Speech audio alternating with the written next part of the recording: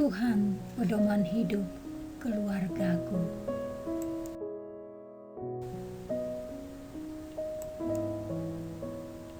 Shalom, selamat pagi semuanya. Bagaimana kabar kalian? Ibu berharap kalian tetap menerapkan protokol kesehatan. Jadilah pelopor untuk kesehatan. Hindari kumpul-kumpul, hindari dulu untuk ke kafe, dan hindari keluar bila tidak ada yang sangat penting.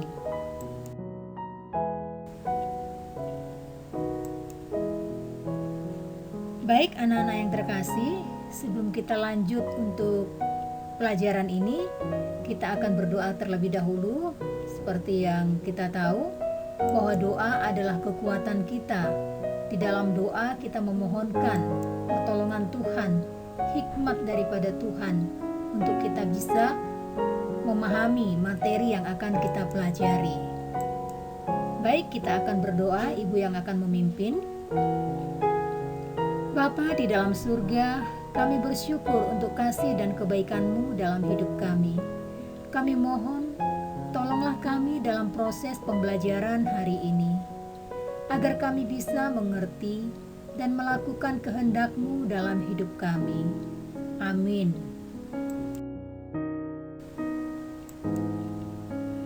Anak-anakku yang terkasih, pertemuan pertama ini kita akan memulainya dengan kompetensi dasar yang pertama.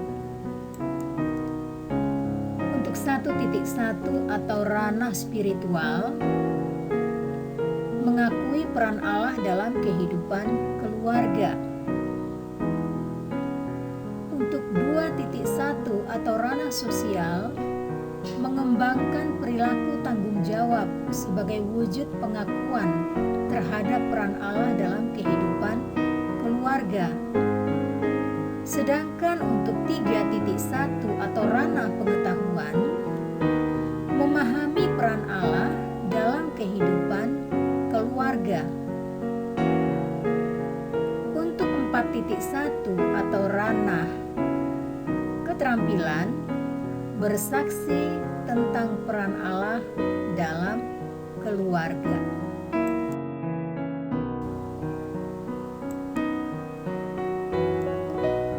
Seperti kita tahu, dalam setiap hal yang kita lakukan, selalu ada tujuan yang ingin kita capai.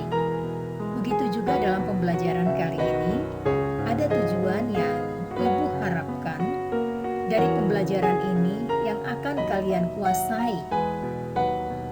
Yang pertama, tujuan pembelajaran yang pertama, Ibu berharap nanti kalian mampu menjelaskan pengertian dan bentuk dari keluarga. Tujuan pembelajaran yang kedua adalah kalian mampu menguraikan fungsi keluarga. Dan tujuan pembelajaran yang ketiga, kalian mampu mengungkapkan peran Allah dalam kehidupan keluargamu. Dan tujuan pembelajaran yang keempat adalah kalian mampu menghayati dan memaknai peran Allah dalam kehidupan keluargamu dengan menjunjung tinggi nilai-nilai Kristiani. Sedangkan tujuan pembelajaran yang terakhir atau yang kelima adalah kalian mampu menuliskan dan menyampaikan kesaksian pribadi tentang peran Allah dalam kehidupan keluargamu. Artinya kalian berani menyaksikan tentang peran Allah di dalam kehidupan keluargamu, dalam kehidupanmu sehari-hari. Baik, sebelum Ibu masuk ke materi lebih lanjut, Ibu ingin kalian mendiskusikan, atau bila tidak memungkinkan untuk diskusi, cobalah di tempatmu masing-masing kalian mencari tahu tentang landasan membangun keluarga Kristen. Menurut pemahaman kalian atau menurut pendapat kalian, Kira-kira apa landasan di dalam membangun keluarga Kristen?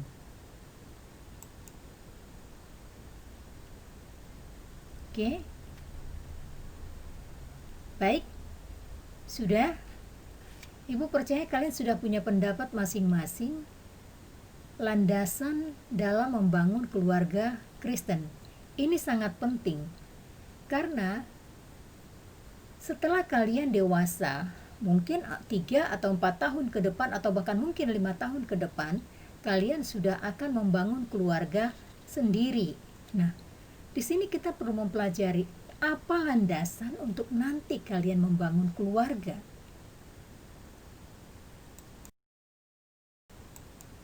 Kita akan melihat apa kata firman Tuhan tentang landasan kita dalam membangun keluarga atau landasan di dalam membangun keluarga Kristen. Baik, kita akan buka bersama-sama di dalam Kejadian pasal yang kedua. Ya, Kejadian pasal yang kedua, ayatnya yang ke-24. Sudah? Kejadian yang kedua, ayatnya yang ke-24. Di sana dikatakan, sebab itu seorang laki-laki akan meninggalkan ayahnya dan ibunya dan bersatu dengan istrinya, sehingga keduanya menjadi satu daging. Sekali lagi, sebab itu seorang laki-laki akan meninggalkan ayahnya dan ibunya dan bersatu dengan istrinya, sehingga keduanya menjadi satu daging. Amin. Baik, kita akan melihat landasan yang pertama, apa yang dikatakan dari Kejadian pasal 2 ayat 24 yang sudah kita baca tadi. Ada 3 landasan dalam membangun keluarga Kristen berdasarkan firman Tuhan yang kita baca tadi dari Kejadian pasal 2 ayat yang ke-24. Landasan yang pertama dikatakan, dalam membangun keluarga Kristen, seorang laki-laki harus meninggalkan ayah dan ibunya. Ini berarti apa?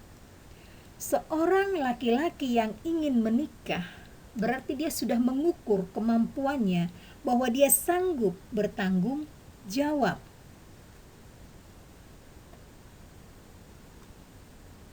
Landasan yang kedua adalah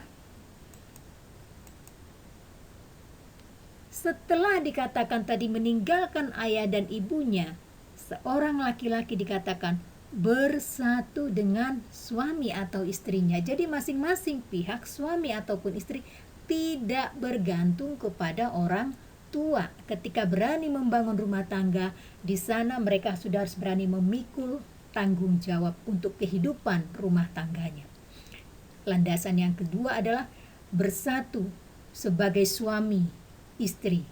Artinya ketika sudah berani mengikatkan diri di dalam ikatan tali pernikahan, maka pernikahan Kristiani tidak mengenal kata perceraian.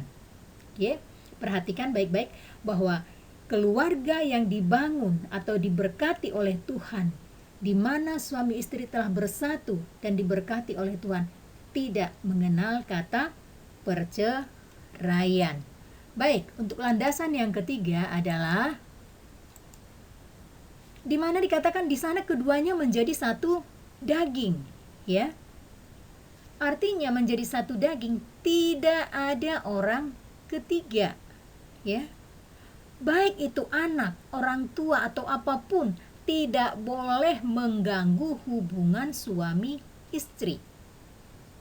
Suami istri dikatakan telah menjadi satu. Jangan biarkan kehadiran pihak ketiga. Lalu apakah pertanyaannya, apakah kita tidak boleh punya anak? Apakah kita tidak boleh menghormati orang tua? Itu harus. Artinya jangan jadikan kehadiran orang-orang di sekitarmu mengganggu hubungan suami istri. Baik, jadi jelas ya bahwa untuk landasan pernikahan Kristiani ada 3. Yang pertama tadi dikatakan meninggalkan ayah dan ibunya, di mana di sini dikatakan bahwa sudah mampu bertanggung jawab. Dan yang kedua dikatakan bersatu dengan pasangannya atau dengan suami atau istrinya. Artinya di sini keluarga Kristen tidak mengenal istilah perceraian. Apa yang sudah dipersatukan oleh Tuhan dikatakan tidak boleh diceraikan oleh manusia. Landasan yang ketiga adalah keduanya menjadi satu daging. Artinya jangan izinkan kehadiran orang ketiga untuk merusak hubungan suami istri. Baik, kita lanjut. Pertanyaannya sekarang, menurut kalian, apa itu pengertian keluarga? Apa yang kalian pahami tentang keluarga? Mungkin kalian berpikir keluarga adalah rumah tangga. Keluarga adalah ayah dan ibu. Keluarga adalah di mana lengkap suami, istri, anak, dan segala macam. Ya. Kita melihat keluarga itu terdiri dari dua macam pengertiannya. Yang pertama adalah keluarga inti. Apa sih keluarga inti itu? Keluarga inti benar adalah keluarga yang terdiri dari ayah, ibu, dan anak-anak, atau keluarga yang terdiri dari pasangan suami istri dan anak-anaknya. Artinya masih dalam satu hubungan darah. Oke? Dan pengertian keluarga yang kedua adalah juga yang disebut dengan keluarga besar, sama seperti kalian. Ya. Kalian tentunya punya Pak Le, punya Pak D, punya nenek, atau punya mungkin sepupu, bahkan mungkin juga punya Mbah Buyut, ya. Itu disebut dengan keluarga besar.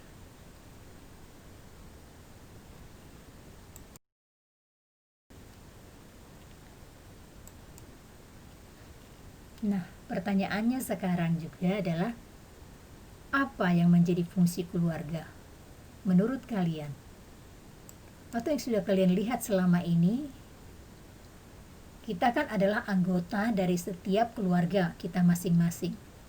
Menurut hemat kalian, apa sih fungsi keluarga sebenarnya? Iya, kita mau melihat di sana dikatakan, fungsi keluarga yang pertama adalah fungsi biologis. Apa itu fungsi biologis? Ini berkaitan dengan pemenuhan kebutuhan biologis dan seks suami istri untuk menghasilkan keturunan, memenuhi kebutuhan gizi keluarga. Jadi dengan kata lain bahwa di dalam keluargalah atau setelah membentuk pernikahanlah hubungan seksual atau hubungan suami istri boleh dilakukan. Ya, ingat. Ini berkaitan dengan menjaga kekudusan hidup. Fungsi yang kedua adalah fungsi sosialisasi anak. Artinya, ini berhubungan dengan pembentukan kepribadian anak serta memperkenalkan pola tingkah laku, sikap, keyakinan, cita-cita, dan nilai-nilai yang dianut oleh keluarga itu dan juga terhadap masyarakat. Keluarga adalah sekolah yang pertama atau yang utama di mana anak belajar bersosialisasi, di mana anak belajar berkomunikasi dan berhubungan dengan orang selain dirinya. Yang ketiga adalah fungsi afeksi. Apa itu afeksi? Ini berhubungan dengan rasa kasih sayang, perhatian, rasa aman yang tercipta dari keluarga. Coba kalian ingat, ketika kalian punya persoalan atau masalah di rumah atau di luar dengan teman atau apapun itu, apa yang kalian pikirkan? Tentunya ingin segera pulang ke rumah. Karena di rumah kita mendapatkan rasa nyaman, di rumah kita mendapatkan rasa aman. Kita merasa dikasihi di tengah-tengah keluarga. Selanjutnya, fungsi yang keempat adalah fungsi edukatif. Nah, perhatikan kalau kata edukatif, edukasi, itu berarti pendidikan, ya. Berarti keluarga itu adalah sekolah, ya, yang utama dan yang pertama.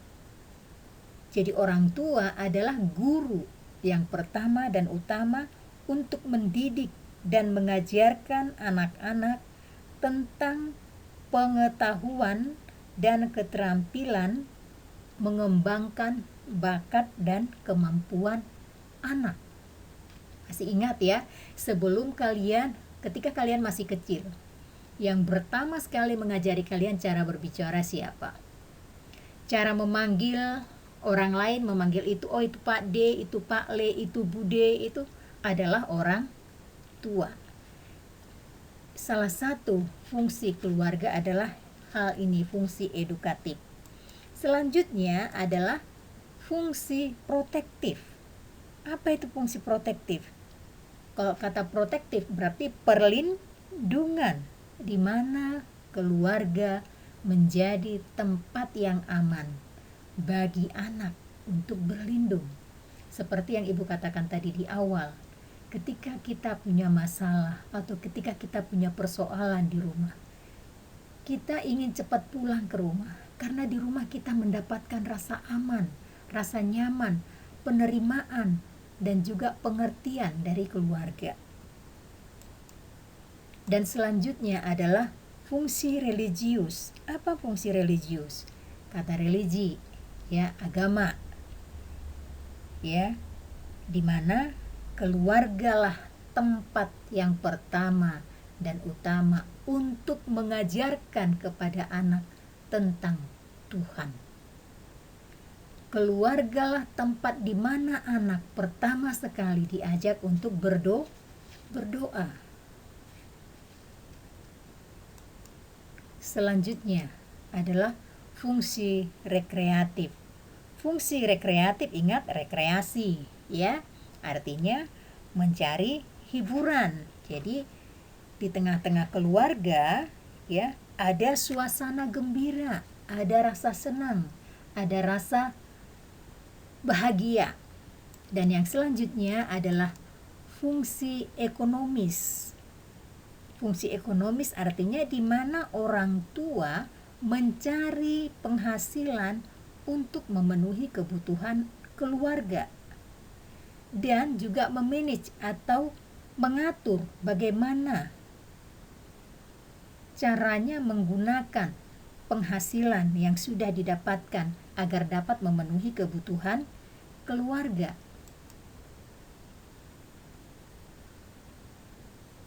Fungsi yang terakhir adalah fungsi status sosial, ya. Coba kalau kita di luar, orang bertanya, kamu putranya siapa? Ketika orang, kamu dari daerah mana? Oh iya, saya pernah di sana. Siapa orang tuamu? Ya, ingat. Fungsi status sosial di mana orang tua mewariskan kedudukannya kepada anak-anaknya. Ya, ingat, di Indonesia ada yang disebut dengan akte kelahiran, ya. Dengan adanya akte kelahiran, orang bisa meruntut melihat, oh ini anaknya siapa, ayahnya siapa, ibunya siapa. Ya.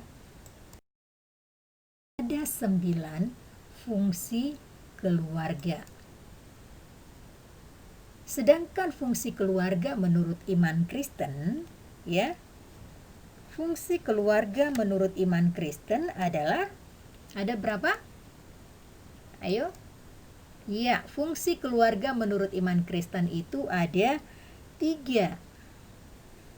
Dikatakan yang pertama adalah keluarga adalah teman sekerja Allah dalam mengelola alam semesta dan segala isinya. Ya, dikatakan fungsi keluarga menurut iman Kristen yang pertama adalah keluarga sebagai teman sekerja Allah dalam mengelola alam semesta dan segala isinya. Manusia diciptakan sesuai dengan gambar dan rupa Allah atau imago Dei. Artinya manusia itu merupakan perpanjangan tangan Tuhan di bumi untuk menjaga seluruh ciptaan Tuhan, termasuk di dalam hubungan antara sesama dan juga alam. Setiap manusia, termasuk keluarga, bertanggung jawab untuk menciptakan relasi yang baik dengan sesama dan menjaga kelestarian alam, misalnya dengan memanfaatkan hasil alam secara bijak dan memenuhi kebutuhan sehari-hari. Oke, fungsi keluarga yang kedua menurut iman Kristen adalah keluarga menurut iman Kristen sebagai lembaga pendidik yang utama dan yang pertama.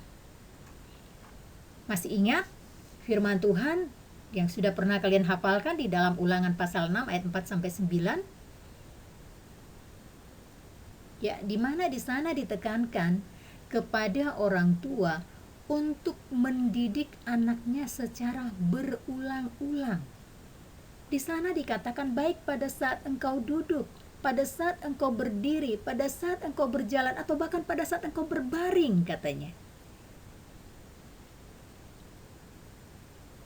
Keluarga adalah sebagai pendidik yang utama dan yang pertama. Artinya, belum ada lembaga lain yang dapat mendahului peran keluarga dalam mendidik anak.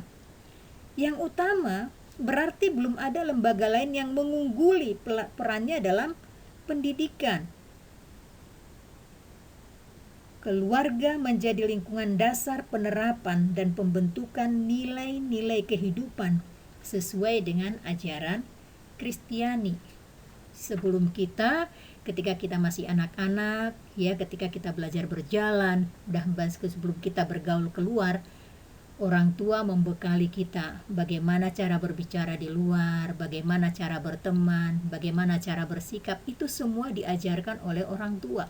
Guru di sekolah itu hanya membangun apa yang sudah membangun di atas pondasi yang sudah dibuat oleh orang tua. Baik, fungsi keluarga yang ketiga menurut iman Kristen dikatakan bahwa keluarga sebagai wadah semua anggota keluarga dalam mengekspresikan kasih.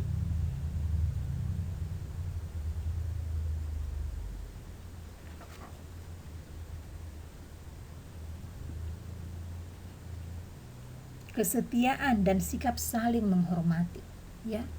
Sebagai wadah semua anggota keluarga dalam mengekspresikan kasih, kesetiaan dan sikap saling menghormati. Di dalam Efesus pasal 5 ayat 22 sampai 23 dan juga pasal 6 ayat 1 sampai 3, di sana dikatakan jelas apa yang menjadi tugas dan tanggung jawab setiap anggota keluarga. Setiap anggota keluarga berkewajiban menciptakan lingkungan dalam keluarga yang harmonis dengan menghayati dan melakukan ajaran-ajaran Kristiani, sehingga dampaknya dapat terpancar dalam lingkungan masyarakat yang lebih luas.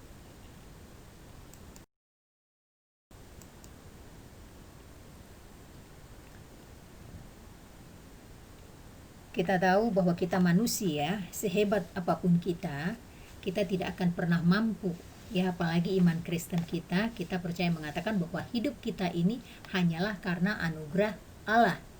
Nah, begitu juga di dalam kehidupan keluarga.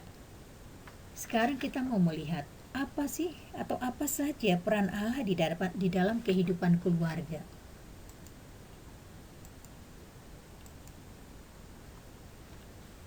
Dikatakan bahwa Allah menciptakan manusia itu menurut gambar dan rupa Allah.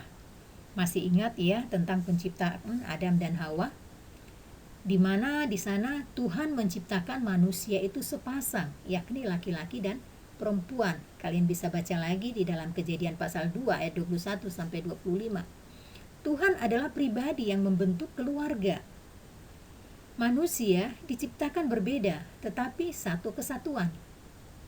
Artinya, manusia diciptakan dalam dua jenis kelamin, manusia sama dan sehakikat, namun diciptakan dengan fungsi yang berbeda. Untuk apa? Untuk saling melengkapi dan mengasihi. Dalam perbedaan itu, manusia menjadi satu persekutuan yang luar biasa karena saling membutuhkan dan saling mendukung. Jadi, dalam hubungan suami istri, fungsinya berbeda, tetapi tidak ada yang lebih tinggi atau lebih rendah. Masing-masing melakukan apa yang menjadi bagiannya, saling melengkapi. Sekarang kita melihat peran keluarga. Kira-kira apa peran keluarga untuk mengajarkan nilai-nilai Kristiani dalam kehidupan anak-anak? Coba kalian ingat kembali. Apa kira-kira peran keluargamu untuk mengajarkan nilai-nilai Kristiani bagimu? Ya, sesungguhnya atau seharusnya keluarga sebagai pusat pembentukan kehidupan rohani, ya. Seharusnya itu, keluarga sebagai pusat pembentukan kehidupan rohani. Karena dari keluargalah kita mempelajari pola-pola hubungan akrab dengan orang lain, nilai-nilai, ide, dan perilaku yang berproses dari hari ke hari. Memang di samping keluarga ada juga sekolah, ada gereja, ada kelompok masyarakat yang juga berperan membentuk jati diri kita dan kehidupan rohani kita. Yang kedua, peran keluarga untuk mengajarkan nilai-nilai Kristiani adalah keluarga dikatakan sebagai tempat bernaung kudus. Maksudnya apa? Maksudnya adalah keluarga merupakan tempat penerimaan, pembinaan, pertumbuhan yang memberdayakan semua anggota keluarga untuk berperan serta dalam tindakan kasih dan penyelamatan Allah yang terus berlanjut. Bukan berarti kita menjadi eksklusif atau tidak mau membuka diri terhadap masyarakat. Yang ketiga, peran keluarga untuk mengajarkan nilai-nilai Kristiani adalah keluarga harus mampu mencerminkan kasih Allah secara holistik. Holistik artinya secara menyeluruh. Di sini kehidupan keluarga perlu ditata untuk mencerminkan atau merefleksikan kasih Allah yang memberikan pengasuhan secara fisik, mental, emosional, sosial, spiritual, atau rohani kepada setiap anggota keluarga. Hubungan di dalam keluarga memberi tempat kepada ciri khas, sifat, dan tujuan masing-masing anggota secara alamiah. Dari cara pandang iman, keluarga, anggota keluarga seharusnya menjadi perwujudan kasih Allah terhadap sesama. Dimulai dari keluarga. Ketika keluarga saling mengasihi anggotanya, maka kasih yang sudah dibibitkan dari keluarga itu akan terpancar, benih kasih itu akan disebar keluar. Tetapi bila di keluarga tidak ada kasih, bagaimana kita menebarkan kasih keluar bila di dalam keluarga sendiri kita tidak bisa merasakan kasih Allah? Baik, selanjutnya adalah keluarga sebagai pencerita. Apa itu pencerita? Artinya keluarga mengajarkan kepada anak-anak tentang karya atau tentang kasih, tentang pemeliharaan Tuhan dalam kehidupan keluarga. Saya terbiasa kepada anak-anak saya, baik ketika beribadah, membuat ibadah atau mesbah keluarga, saya selalu menceritakan bagaimana Tuhan menyertai, memimpin hingga saat itu. Baik ketika dimulai dari perjalanan saya masih gadis, bahkan setelah melayani, bahkan sampai berkeluarga. Bagaimana campur tangan Tuhan di tengah-tengah keluarga selalu diceritakan kepada anak-anak. Tujuannya apa? Untuk membangun iman dan kebergantungan anak kepada Tuhan. Iman yang saya miliki, saya ingin wariskan kepada anak-anak saya. Kasih dan pemeliharaan Allah yang saya rasakan, saya ingin juga dirasakan oleh anak-anak. Nah, untuk bisa merasakan semua itu, kita harus melibatkan Tuhan di dalam kehidupan keluarga, ya. Kita harus melibatkan Tuhan di dalam keluarga. Ketika kita berani atau mau melibatkan Tuhan di dalam keluarga kita, dikatakan, ya, kita akan menerima berkat-berkat Tuhan. Jangan salah, berkat Tuhan bukan hanya secara finansial. Berkat Tuhan yang dimaksud di sini bukan hanya secara materi atau keuangan, tetapi berkat Tuhan terlebih lagi kepada pemeliharaan, kepada pertolongan Tuhan, ya. Yang kedua, apa yang bisa kita rasakan atau kita alami di dalam keluarga ketika kita melibatkan Tuhan? Yang kedua adalah kita menerima pengampunan Tuhan. Ketika kita menyadari bahwa kita adalah seorang berdosa, tetapi Tuhan yang Maha Kasih, Tuhan yang penuh belas kasihan telah menerima kita, telah mengampuni kita, maka pengampunan yang kita terima dari Tuhan, kita juga akan berlakukan bagi anggota keluarga kita. Ketika masing-masing keluarga menyadari atau menerima pengampunan dari Tuhan, maka pengampunan itu juga akan disebarkan ke anggota keluarga yang lain. Yang selanjutnya adalah ketika kita berani melibatkan Tuhan di dalam kehidupan keluarga kita, maka kita akan mendapatkan pembaharuan dari Tuhan. Ingat, Tuhan tidak pernah menjanjikan tidak ada masalah. Tuhan tidak pernah menjanjikan bahwa tidak ada persoalan dalam hidup.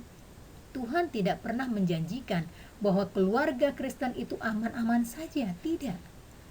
Tetapi yang Tuhan janjikan, Tuhan senantiasa membaharui kekuatan kita dari hari ke hari untuk menjalani setiap proses dalam kehidupan kita. Pembaharuan oleh Tuhan sering disebut juga dalam kekristenan sebagai hidup baru. Artinya manusia memulai kehidupan yang lebih baik dan berarti di dalam Kristus. Kristus masuk dan berdiam dalam kehidupan manusia baru yang tidak sama dengan kehidupan yang lama.